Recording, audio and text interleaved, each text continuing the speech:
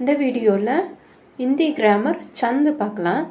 चंद की परिचय. चंदோட அறிமுகம் என்னன்னா काव्य के मुख्य रूप से दो वेद हैं. காவியம் எழுதுறோம்ல, கவிதை எழுதும்போது காவியத்தை எழுதும்போது ரெண்டு பார்ட் இருக்கு. ஒன்று பத்திய, ஒன்று கத்திய. பத்திய அப்படின்னா கவிதை, கத்தியன்னா ப்ரோஸ் உரைநடை. கேயத்தா, கேயத்தானா மெலோடியாக பாடுறது, கதி வேகமாக பாடுறது, யதி பிரேக் கொடுத்து பண்ணுறது, பிரேக்கு கொடுத்து அதாவது பிரேக் போட்டு பண்ணுறது, துவனி சவுண்டாக பண்ணுறது, மாத்திரன்னா அதோட அளவுகள், வர்ணனை கொடுக்கறது, எல்லாமே கலந்த தத்துவம், எல்லா பிரின்சிபலும் கலந்த அதுதான் பத்தியா. பத்தியா உருவாக்க முடியும், பிணைக்கப்படும், அந்த எல்லாத்தையும் சேர்த்து பிணைக்கப்படுறது தான் பத்தியா அப்படின்னு சொல்கிறாங்க. அந்த பத்தியாவை பிணைக்கிறது நம்ம என்னன்னு சொல்லணும்னா சந்துன்னு சொல்லுவோம். பத்தியாவும் சந்தாவும் வேறு இல்லை, பத்தியானா ஒன்றுவும் சந்தும் ஒன்று தான். प्रत्येक ஒவ்வொரு சந்திலுமே 4 या 6 चरण होते हैं. ஒவ்வொரு சென்டென்ஸ்லேயும் 4 இல்லைன்னா 6 வரிகள் இருக்குன்னு சொல்கிறாங்க.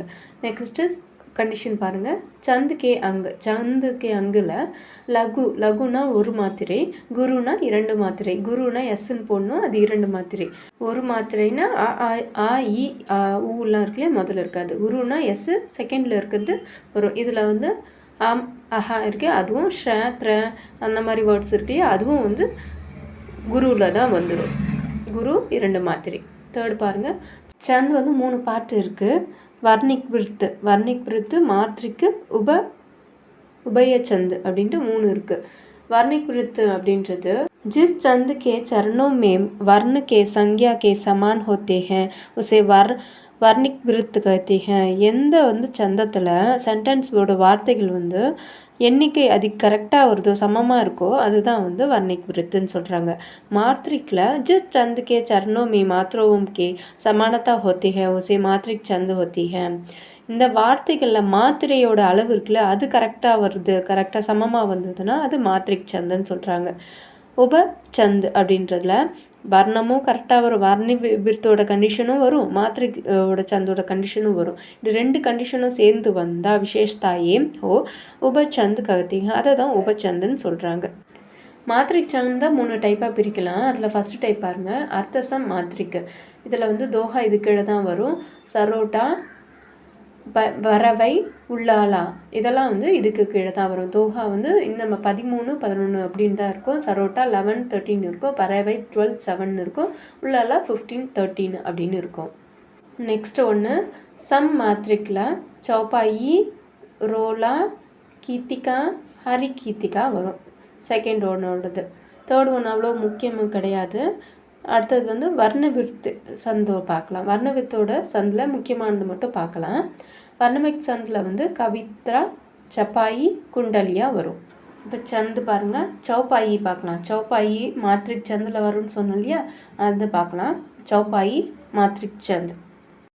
ஃபார்முலா பாருங்கள். சூத்ரா கல் சோரக் ஜத் தஜி சௌப்பாயி அப்படின்னு சொல்லியிருக்காங்க. இது ஃபார்முலா மனப்பாடம் பண்ணிக்கோங்க. चौपाई அப்படின்றது 16. लक्षण பாருங்கள். चौपाई के हर के चरण में चौलक मात्राएं होती हैं.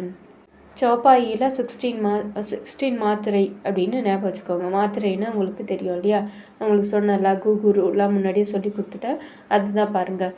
புனி அப்படின்ட்டுருக்குல, புனி சின்னது, பூ சின்னது ஒரு மாத்திரை, நீ சின்னது ஒரு மாத்திரை, ஜா சின்னது, ஜனனி நான் சின்னது, நீ சின்னது, அதனால ஒரு மாத்திரை.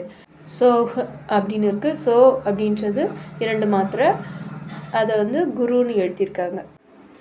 ஹன்றது சின்னது ஒரு மாத்திரை. சின்னது பெருசு அப்படின்னு சொல்கிறேன்னா அது எப்படின்னா ஒரு மாத்திரையின் அளவை தான் நம்ம கணக்கு பண்ணணும். எப்படி சொல்கிறேன்னா, இப்போ ஆ அப்படின்னு சொல்லும்போது ஒரு மாத்திரை, ஆ அப்படின்றது அந்த ஒலியோட சவுண்டு இருக்கு இல்லையா, அது கொஞ்சம் நேரம் வருதுல, நேரத்தை எடுத்துக்குது அப்படின்னா அதுக்கு 2 மாத்திரை அப்படின்னு சொல்கிறாங்க. இப்போ சோக் அப்படின்றத சோன்றது பெரிய வார்த்தை, ஹ அப்படின்றது சின்ன வார்த்தை அப்படின்னு சொல்கிறோம். அதுக்கு அந்த மணி நேரம் இருக்கு இல்லையா, அந்த நேரம் கொஞ்சமாக எடுத்துக்கிறோம் அதிகமாக எடுத்துக்கிறோன்றது தான் விஷயம். சுத் அப்படின்னா சு அப்படின்றது ஒரு மாத்திரை, த அப்படின்றது ஒரு மாத்திரை, இத்து அப்படின்னு. அந்த மாதிரி பட்டா பாகி, பட் ப ட பா கி, பா பெரியது, அதனால் 2 மாத்திரை, கீ 2 மாத்திரை. இந்த மாதிரி நம்ம கவுண்ட் பண்ணி எழுதணும். கவுண்ட் பண்ணி எழுதுனா 16 வரணும் கண்டிப்பாக. இது ஏன்னா அதோட கண்டிஷன் 16. சௌபாயியோட கண்டிஷன் 16, அதனால் 16 கண்டிப்பாக வர மாதிரி நீங்களே கூட ஒன்று வச்சு எழுதலாம். உதாகரண் இதை தான் எழுதணும்னு அவசியம் இல்லை, நீங்களே கூட ஒன்று ரெடி பண்ணி எழுதலாம். சரியா? 16 மாத்திரை வரணும், அவ்வளோதான் நம்மளுக்கு. சரியா?